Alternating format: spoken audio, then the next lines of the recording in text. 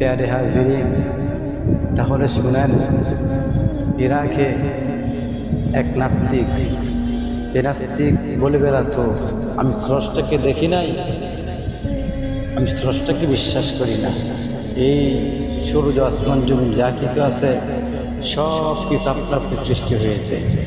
তখন ইরাকের মানুষেরা ওই নাস্তিককে বলতেছে, তুমি তো স্রষ্টাকে বিশ্বাস করো না, তাহলে আমাদের একজন ইমাম আছে না, ইমাম আবু হানিফা রহমতুল্লাহ আলাইহি, উনি তোমাকে বুঝিয়ে দিবে এই আসমান, সূর্য, জমিন, এ আমরা নতুন মানুষ সকলেরই একজন স্রষ্টা আছে, বলেন তিনি কে?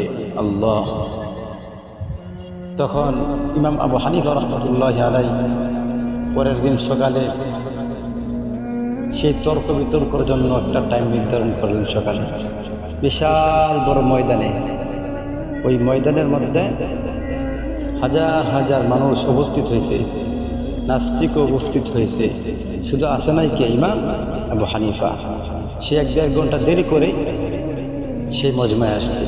আসার পর তো নাস্তিক বলতেছে যে যার সময়ের মূল্য নাই, সময়ের জ্ঞান নাই, তার সাথে আবার কিসের তর্ক?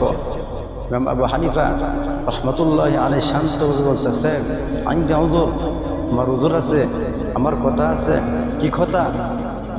ইমাম আবু হানিফা ওই নাস্তিকের এই কথা শুনে ইমাম আবু হানিফা রহমতুল্লাহ আলাইহি বলতেছে, ও ভাই শোনো, প্রতিদিন আমি বাড়ি থেকে যখন বের হই তখন নদীর কিনারায় আইসা দেখি মাঝি আছে, নৌকা আছে।